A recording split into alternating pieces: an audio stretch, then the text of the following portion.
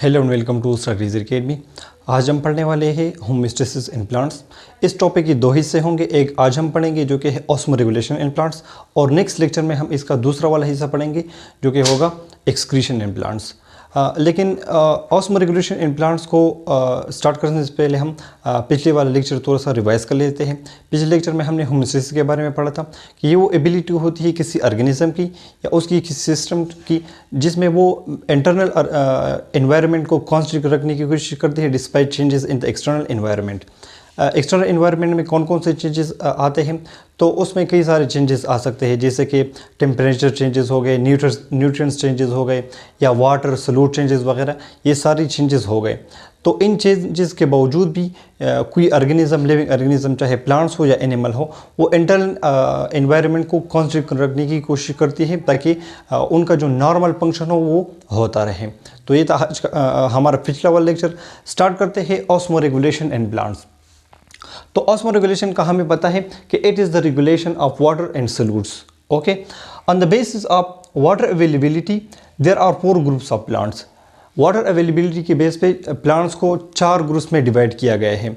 एक है मीजोपाइट्स, दूसरे है हाइड्रोपाइट्स, फिर है जीरोपाइट्स और फिर है हेलोपाइट्स। सबसे पहले हम पढ़ते हैं मीजोपाइट्स के बारे में। तो मीजोपाइट्स या आगे जितने भी हम प्लांट्स ग्रुप पढ़ेंगे उसमें हम यही वाला पैटर्न फॉलो करेंगे। सबसे पहले उस लफ्ज़ का मीनिंग हम पढ़ेंगे, फिर उसके बाद डेफिनीशन, फिर उसके बाद एग्जांपल, और उसके बाद हम उसकी कैरेक्टरिस्टिक पढ़ेंगे। ये इसलिए मैं बता रहा हूँ कि ये वाला जो पैटर्न है ये सिर्फ मैंने मीजोपाइट्स में फॉलो किया है, फिर बाकियों में मैंने फॉलो नहीं किया। तो आपने अगर पेपर में ये क्वेश्चन आ जाए, क्योंकि ये बहुत ज़्यादा इंपॉर्टेंट क्वेश्चन है, ये पेपर में आ भी सकता है, इसलिए मैं बता रहा हूँ कि अगर ये वाला क्वेश्चन आ जाए तो आप लोगों ने ये मीजोपाइट वाला पैटर्न जो है ना वो फॉलो करना है। तो देखें इधर meaning of mesophyte. Meso mean medium, okay, और पैटर्न मीन प्लांट। मीडियम का इधर ये लफ्ज़ क्यों आया है तो हम ऐसे डिफिनीशन में कवर कर लेते हैं। तो definition of mesophytes. Mesophytes are ordinary land plants which require medium availability of water to grow। Okay, ये वो प्लांट्स होते हैं, ये ऑर्डिनरी प्लांट्स होते हैं जो कि हमारे एयर प्रेजेंट होते हैं, और इनके सर्वाइवल के लिए मीडियम अवेलेबिलिटी ऑफ वाटर जो है ना वो रिक्वायर होती है। इनके सर्वाइवल के लिए या इनके ग्रोथ के लिए मीडियम अवेलेबिलिटी ऑफ वाटर जो है ना वो रिक्वायर होती है। तो इसलिए मीज़ो का मतलब इधर है मीडियम या मॉडरेट। ओके, हो गया। इसके एग्जांपल है रोजेज़, सनफ्लावर, मेज़ वगैरह। आपके इर्द गिर्द आपने रोजेज़ भी देखे होंगे, मेज़ भी देखे होंगे, मेज़ प्लांट्स भी देखे होंगे वगैरह। तो ये सारे जितने भी प्लांट्स हैं, ये कौन से प्लांट्स हैं? ये मीजोपाइट्स प्लांट्स हैं। उसके बाद कैरेक्टरिस्टिक ऑफ मीजोपाइट्स। तो सबसे पहले हम इस बात करते हैं वाटर रिक्वायरमेंट की, क्योंकि इन प्लांट्स को डिवाइड ही वाटर अवेलेबिलिटी के बेस पर किया गया है। तो सबसे पहले हम वाटर रिक्वायरमेंट्स की बात करते हैं। तो इनकी जो वाटर रिक्वायरमेंट होती है ना वो मीडियम होती है, मॉडरेट होती है या नॉर्मल होती है। ठीक हो गया, नॉर्मली ऐसे होती है। लेकिन अगर वाटर एक्सेस वाटर आ जाए, अगर इनके बॉडी में जो है ना वाटर ज़्यादा हो जाए, तो फिर क्या करते हैं ये लोग, इनके लीफ में जो है ना स्टोमेटा प्रेजेंट होता है। स्टोमेटा क्या काम करता है? स्टोमेटा 2 काम करता है, रेगुलेशन ऑफ गैसेस, ओके हो गया, और उसके बाद वाटर को लूज करना जो है ना ये स्टोमेटा का काम होता है। तो जब एक्सेस वाटर होता है इनके बॉडीज़ में तो ये स्टोमेटा जो है ना ये ओपन हो जाता है, और वाटर जो है ना इनके बॉडी से बाहर चला जाता है, इन्वायरमेंट में चला जाता है थ्रू स्टोमेटा। और जब पानी कम हो जाता है इनके बॉडी में तो ये स्टोमेटा को क्लोज कर लेते हैं। और दूसरा ये होता है कि इनके बॉडी के सरफेस पे वैक्सी क्यूटिकल होते हैं, वो भी वाटर लॉस को प्रिवेंट करते हैं ताकि इनके बॉडी से पानी जो है ना वो बाहर न चला जाए। तो ये वाटर रिक्वायरमेंट हो गया। दूसरा है ना लीफ का स्ट्रक्चर। ये जो मीजोपाइट होता है इनके ब्रॉड प्लेट लीव्स होते हैं, एक हो गया। ये जो ब्रॉड प्लेट लीव्स होते हैं it is efficient for photosynthesis, ये फोटोसिंथेसिस में फिर हेल्प करते हैं। उसके बाद है स्टोमेटा डिस्ट्रीब्यूशन। स्टोमेटा के बारे में मैंने आपको पहले भी कहा कि ये लीव्स में प्रेजेंट होते हैं, और ये गैसेस रेगुलेशन एंड वाटर को लॉस करना इनका काम होता है। तो इनके लीव्स में मॉडरेट डेंसिटी ऑफ स्टोमेटा होता है या मॉडरेट नंबर ऑफ स्टोमेटा होता है, यानी ना बहुत ज़्यादा स्टोमेटा होता है इनके लीव्स में, ना बहुत कम स्टोमेटा होता है इनके लीव्स में। ओके, तो ये हो गया mesophytes. Now let's move towards hydrophytes. आपने फिर बता दूं कि आपने दो मीजोपाइड्स वाला पैटर्न ही फॉलो करना है। तो hydrophytes mean, hydro mean water, hydro का मतलब है वाटर। तो नाम से ही पता चलता है कि ये कौन से प्लांट्स होंगे और ये कहाँ पे होंगे। तो हेटेरोपाइड्स वो प्लांट्स होते हैं जो वाटर में होते हैं। वाटर कौन सा वाटर? वाटर तो समुद्र में भी होता है या पॉन्ड्स और लेक्स में भी होता है। तो जो समंदर वाला पानी है ना, वो दूसरा वाला पानी, उधर ये नहीं रहते। ये कहाँ पे होते हैं? ये जो फ्रेश वाटर होता है जैसे कि पॉन्ड्स, लेक्स वगैरह में ये प्लांट जो है ना, ये उधर होते हैं।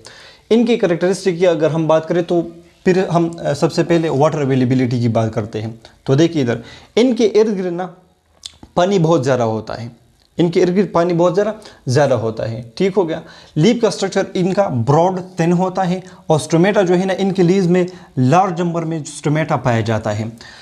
लीफ का स्ट्रक्चर एक तो ब्रॉड थिन होता है और दूसरा ये होता है कि ये जो लीफ होते हैं ना, ये लीफ या इनकी जो बॉडी होती है ना, वो पानी में फ्लोट कर रही होती है। वाटर अवेलेबिलिटी इधर इस केस में ज़्यादा होती है और लार्ज नंबर ऑफ स्टोमेटा होता है इनके लीव्स में। तो ये एक्सेस वाटर जो है ना, ये स्टोमेटा ओपन कर लेते हैं, ये ओपन है, स्टोमेटा ओपन कर लेते हैं और फिर जो एक्सेस वाटर है ना, वो ये लूज करते हैं थ्रू दी स्टोमेटा। और एक से एग्जांपल है लिली, फोर्नवीड एंड डकवीड, ये इस हेटेरोफाइट्स के एग्जांपल हैं। फिर है थर्ड नंबर पे है xerophytes. Okay, live in dry environment या ड्राई कंडीशंस में ये होते हैं। मोस्टली कहाँ पे होते हैं? ड्राई कंडीशन कहाँ पे होते हैं? जैसे कि डेजर्ट हो गया, तो ये डेजर्ट में पाए जाते हैं ये वाले प्लांट्स। ओके, इनकी कैरेक्टरिस्टिक क्या है? वाटर अवेलेबिलिटी इधर मिनिमम होती है, बहुत कम वाटर अवेलेबिलिटी होती है कि सहरा में आपने देखा होगा कि उधर पानी बहुत ज़्यादा कम होता है। तो वाटर अवेलेबिलिटी इधर बहुत कम होती है। तो देखिए हम इन तीनों को वाटर अवेलेबिलिटी के बेस पर अभी कंपेयर कर लेते हैं। तो इधर जो वाटर अवेलेबिलिटी थी वो मीडियम थी। फिर हमने हेटेरोपाइट्स की बात की, इधर वाटर अवेलेबिलिटी बहुत ज़्यादा हाई थी, बहुत ज़्यादा थी। और ज़ीरोफाइट्स में ये इनमें वाटर अवेलेबिलिटी बहुत ज़्यादा कम होती है, मिनिमम होती है। ठीक हो गया। इसके अलावा लीफ स्ट्रक्चर, तो लीफ स्ट्रक्चर इनका बहुत थिन होता है। ठीक हो गया। और इनके सरफेस पर ये क्यूटिकल होते हैं वगैरह। स्टोमेटा इधर बहुत ज़्यादा कम होता है। स्टोमेटा गैस रेगुलेशन के लिए यूज़ होता है और लॉस ऑफ वाटर के लिए यूज़ होता है। तो इस केस में जब पानी कम होता है इनके बॉडीज़ में, तो ये वाटर कहाँ पे लॉस करेंगे फिर, क्योंकि इनको खुद ज़रूरत होती है वाटर की। तो इसलिए इस केस में जो एक स्टोमेटा का नंबर होता है ना, वो बहुत ज़्यादा कम होता है इनके लीव्स में। अच्छा, जब इनके इर्द गिर्द या डेजर्ट में अगर पानी बहुत ज़्यादा कम है तो फिर ये पानी किस तरह लेते हैं, एनवायरनमेंट से या ज़मीन से? तो देखें इनके जो रूट्स होते हैं ना, वो बहुत ज़्यादा लॉन्ग होते हैं, वो बहुत ज़्यादा डीप टू द अर्थ होते हैं। तो एक तो ये उधर से पानी ले लेते हैं। दूसरी बात ये है कि इधर ना स्टोमेटा का जो नंबर होता है ना, वो बहुत ज़्यादा कम होता है। तो जब स्टोमेटा का नंबर कम होता है तो लॉस ऑफ वाटर बहुत ज़्यादा कम होता है। और तीसरी बात ये है कि इनके सरफेस पर क्यूटिकल, ये वैक्सी क्यूटिकल होता है जो वाटर को बाहर जाने नहीं देता।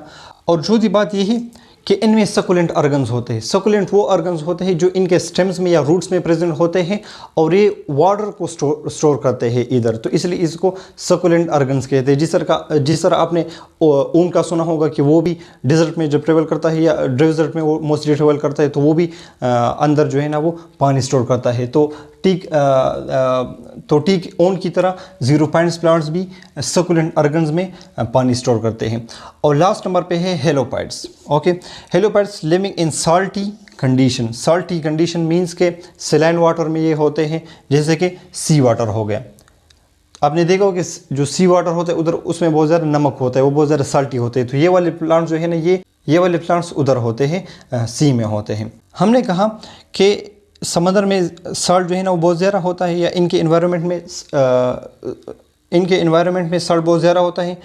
तो साल्ट क्या करता है, वो पानी से, वो समंदर के पानी से इनके एंटर्स प्लांट बॉडी, इनके बॉडी में एंटर होता है। और इनके बॉडीज़ में या इन प्लांट्स में जो पानी होता है वो tends to move out from their bodies to the sea, okay, tense, okay, मतलब ये कोशिश करता है कि ये पानी उनके बॉडी से बाहर चला जाए समंदर में।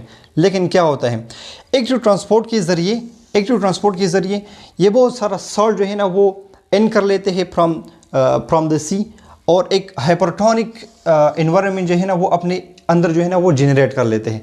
तो जब हाइपरटोनिक इन्वायरमेंट इनके अंदर जनरेट हो जाता है तो क्या हो जाता है, देखिए इधर। तो जब ये हाइपरटोनिक इन्वायरमेंट अपने अंदर क्रिएट कर लेते हैं तो फिर इनके बॉडी से पानी बाहर नहीं जाता, क्योंकि अंदर जो है ना अंदर नमक ज़्यादा होता है इस compare to the external environment. अगर हम 10 मिलीलीटर ऑफ वाटर जो है ना वो समंदर से ले लें और 10 मिलीलीटर ऑफ वाटर इनके बॉडी से ले लें, 10 मिलीलीटर ऑफ वाटर जो कि हमने समंदर से लिया है उसमें नमक कम होगा। उसमें फॉर एग्जांपल अगर 5 ग्राम है तो इनके अंदर जो हाइपरटोनिक इन्वायरमेंट क्रिएट हुआ है, इधर 10 मिलीलीटर में से नमक जो है ना वो ज़्यादा होगा, 6-7 ग्राम होगा।